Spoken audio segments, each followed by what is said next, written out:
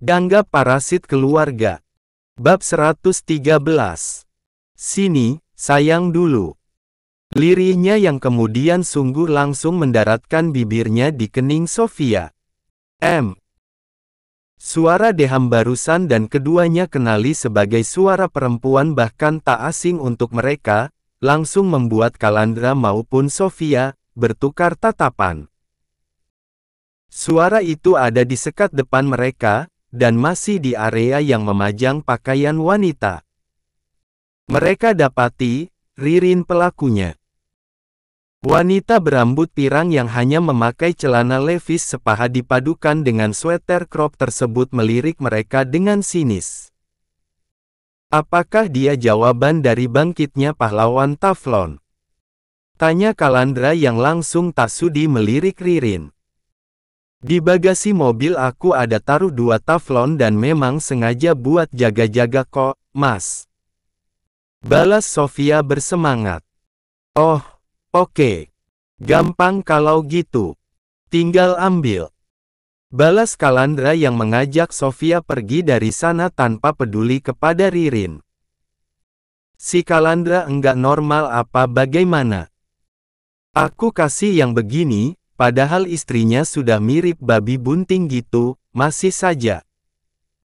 Apa jangan-jangan, Kalandra maunya diam-diam? Coba nanti aku cari situasi yang tepat saja, pikir Ririn yang kemudian berangsur menghampiri sang suami yang ada di lorong sebelah, tengah memilih gaun malam untuk Ririn. Keesokan harinya, Pak Haji baru datang di jam makan siang. Seperti biasa, ia langsung masuk ke area dapur, seolah rumah makan yang bisa dihuni puluhan tamu itu milik sendiri. Sofia kemana? Ya. Saya mau pesan tumpeng komplit buat sore, dan dimakan di sini. Acaranya di lantai atas, di ruang biasa, ucap Pak Haji yang memang berniat merayakan batalnya rencana pernikahan Jihan dengan Fajar. Kasir yang diajak bicara oleh Pak Haji langsung mesem. Mesem-mesem gitu. Kamu pasti baru menyadari kalau saya terlalu ganteng, ya? Tuding Pak Haji. Sang kasir yang memang wanita muda berseragam khusus, menggeleng. Ibu harumnya ada di belakang Mbah. Oh, mana? Sergah Pak Haji sambil mengeluarkan satu slop rokok lengkap dengan korek bensol dari saku kiri celana panjang bahan warna hitamnya. Namun, baru juga ia menoleh dan mendapati wanita berhijab pink salem di belakangnya, ia langsung menjatuhkan keduanya dari tangannya. Masya Allah, ini ada janda baru. Uhti janda, kan? Ucap Pak Haji yang sudah langsung kacau, terpesona pada wanita berhijab yang dimaksud, padahal itu Sofia dengan penampilan barunya. Janda lagi, janda lagi. Simba ini, isi kepalanya cuma janda, janda, janda. Tegur Ibu Kalsum mengomel. Ih, Ibu DPR. Asal Ibu tahu, ini otak saya saja bentuknya J. Saking seriusnya saya jadi pengabdi janda.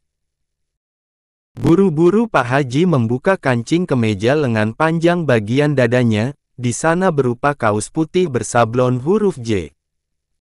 Celana dalamnya pun masih J.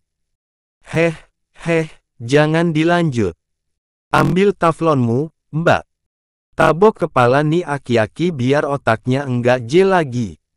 Omel Ibu Kalsum. Pak Haji tidak mempermasalahkan omelan Ibu Kalsum karena walau mereka kerap cekcok, pada kenyataannya mereka itu sudah jadi besti. Yang ia masalahkan, wanita berhijab yang ia kira janda baru malah. Ini istrinya Kalandra, Mbah. Sofia. Lihat, perutku saja masih gede, masa ia dikira janda juga? Jelas Sofia memang agak mengomel. Padahal jaraknya dari Pak Haji tak ada 2 meter, tapi masa ia pria itu pangling dan sampai tidak mengenalinya. Bukannya merespons, Pak Haji malah berakhir duduk terkapar di lantai dengan kedua tangan memegangi dada. Nah, ini langsung bawain keranda saja buat angkut. Enggak usah dimandiin apalagi dikafanin, bungkus saja pakai kantong kresek hitam yang gede. Semprot Ibu Kalsum. Di hadapannya, Pak Haji langsung tertawa lemas sambil tetap menggunakan kedua tangannya untuk memegangi dada. Pemandangan berbeda Fajar dapatkan di depan pintu masuk bank yang memang terbuat dari kaca tebal. Kare khusus hari ini, di sana tak hanya dipadati oleh kesibukan lalu lalang pengunjung bank. Di sana ada Wariem yang sempat menggodanya saat antre es gepluk kep gajah duduk milik Jihan. Yang paling mencolok, si Wariem yang sesekali kipas-kipas memakai kipas lipat bulu warna pink, juga sibuk mengajaknya bermain mata bertabur senyuman. Seolah, mereka memiliki hubungan spesial macam cinta. Stres tuh bancai. Batin Fajar yang bergegas merapikan semua pekerjaan di mejanya. Satpam yang biasa jaga di depan pintu mendadak menghampiri Fajar. Mohon izin, Pak Fajar, ucapnya sangat santun. Fajar yang sedang merapikan pengajuan tabungan dan baru akan ia lanjutkan selepas istirahat nanti, berangsur menengadah. Iya, ada apa Pak Iman? Itu, ada yang nunggu. Yang pakai kipas bulu, warna pink. Lanjut Pak Iman sang satpam. Kedua mata Fajar refleks memastikan ke depan. Kipas bulu warna pink, tentu tak ada yang lain selain Wariem yang sedari tadi mengajaknya bermain mata dan terbilang nakal. Yang benar saja. Apaan itu? Usir Pak Iman. Jangan ngadi-ngadi, deh. Lihat, saya sampai merinding. Fajar refleks mengomel. Pak Fajar, saya beneran enggak berani kalau harus lawan yang begituan. Coba deh tolong Pak Fajar keluar bentar, temui dan ajak ngobrol baik-baik. Soalnya dari tadi, dia yang ngakunya bernama Hani alias si Madu, bapak sama yang bersangkutan, cinlok di warung es gepluk kep gajah duduk. Alah Mak. Sudah, biarin saja. Enggak jelas banget. Fajar memilih tak menanggapi, pergi tanpa balasan berarti. Membuat Pak Iman yang ditinggalkan menjadi galau. Sebab seperti yang ia sampaikan kepada Fajar, berurusan dengan Wariem berat. Sekitar 4 jam kemudian, di jam pulang dan satu persatu karyawan bank juga pulang setelah membereskan pekerjaan masing-masing, Fajar juga langsung pulang. Baru Fajar sadari, berakhirnya hubungannya dan Jihan membuatnya merasa ada yang kurang. Apalagi biasanya, Jihan rajin menunggunya di tempat duduk yang ada di depan bank. Masa iya aku malah beneran cinta ke gajah duduk macam Jihan? Pikir Fajar yang menjadi kesal sendiri. Sudah rugi materi karena ternyata Jihan tak sekaya yang ia bayangkan, masa iya dirinya juga harus rugi hati dan batin. Ayang! Teriak Hani si Madu dari warung rames sebelah bank sambil meminum es cekek rasa teh atau itu, minuman diberi es dikemas menggunakan plastik berukuran besar dan dilengkapi sedotan untuk mempermudah minumnya. Fajar langsung syok ketika menoleh ke sebelah selaku sumber suara cempreng nan manja yang ternyata dari si Wariem. Lebih-lebih karena yang bersangkutan sampai buru-buru mengejar dengan langkah ngangkang nan buru-buru hingga tampangnya lebih perkasa dari Fajar sendiri. Saking panik karena takutnya, kedua tangan Fajar gagal menambah kecepatan laju motonya. Membuat Hani si Madu yang memang perkasa, dengan sangat mudah lompat membonceng menyamping. Paling geli, kedua tangan yang jemarinya dipoles kuteks pink itu langsung mendekap erat pinggang Fajar. Ketika Fajar merasa sangat ngeri dan sampai panas dingin, tidak dengan mereka yang menyaksikan dan memang langsung terpingkal-pingkal tanpa peduli apa yang mereka lakukan terbilang jahat kepada Fajar. Kamu apa-apaan, sih? Turun, turun. Kesal Fajar yang berangsur menepikan laju motornya. Ia berhenti dan sengaja membuat si Wariem turun dari boncengan motornya. Ah, Ayang. Ayo jalan-jalan. Kita beli es gepluk kep gajah duduk lagi, yuk. Soalnya tiada hari tanpa es gepluk kep gajah duduk. Ibaratnya, Neng sudah pens. Ucap Hani yang bahasanya sungguh campur aduk. Bawa wanita kadal ini ke tempat si Jihan. Bisa-bisa Jihan joget viralin dan bikin gosip aku sama nih wanita kadal. Batin Fajar. Kalau kamu enggak mau turun, saya tidak segan melaporkan kamu ke polisi, ya. Ancam Fajar sambil agak menoleh melirik sebal Hani yang malah asyik meminum es cekeknya. Namun, bukannya menurut kepada omongan Fajar yang sudah marah-marah, Fajar malah dikecup pelipisnya oleh Hani. Jantung Fajar seolah keropos detik itu. Hei, kalau punya bibir yang kira-kira dong. Ngapain dikira-kira kalau lebih memang lebih enak sih, Ayang. Ucap Hani sambil mendekap manja kemudian membenamkan wajahnya di punggung Fajar. Tak peduli, walau Fajar yang sempat marah-marah, kini sampai histeris ketakutan kepadanya. Sekarang Ayang pilih, kita ke hotel, apa temenin Neng beli es gepluk? Ucap Hani masih menempel manja keganjenan kepada Fajar. Fajar yang masih sibuk merinding, sampai kuyup oleh keringat dingin. Kalau ke hotel, wajib beronde-ronde ya, top up-nya. Rengek Hani lagi. Memangnya apa yang mau di top up kalau yang kita punya saja sama-sama batang? Kesal Fajar yang walau hanya mampu berbicara lirih, tetap saja ngegas.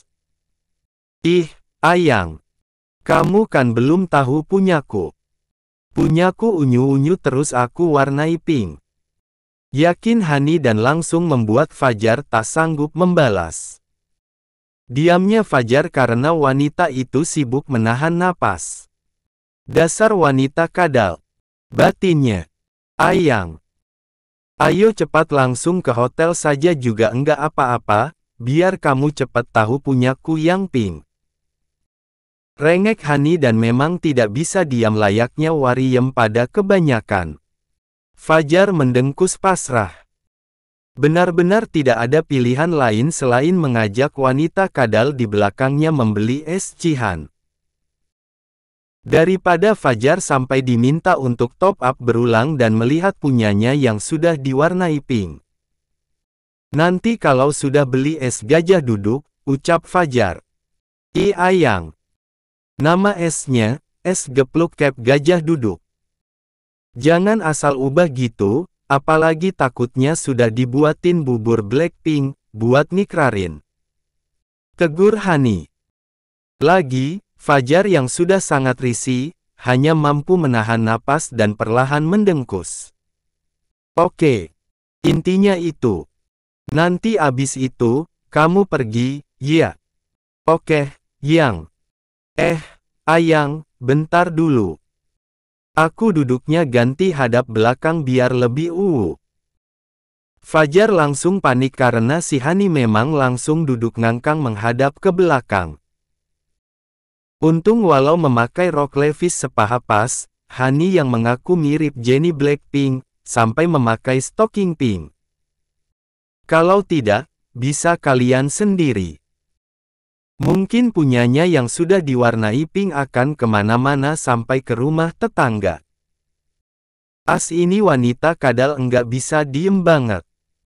Enggak tahu apa ngeboncengin kayak gini bikin badannya lebih berat dari Jihan. Kesal Fajar. Fajar nyaris meminta Hani untuk duduk dengan benar. Kalau tidak duduk menyamping, Paling tidak wanita kadal itu wajib menghadap ke depan agar beratnya seimbang. Namun setelah Fajar pikir lagi, kedua pilihan tadi tidak aman dan bisa membuat Hani merabanya dengan sangat leluasa. Duh, enggak kebayang, si Jihan pasti heboh. Batin Fajar lagi yang terus uring-uringan. Mimpi apa ia semalam, kenapa mendadak terjerat wanita kadal? Dosa apa aku, sampai-sampai dikadalin wanita kadal begini? Batin Fajar tak hentinya berkeluh kesah.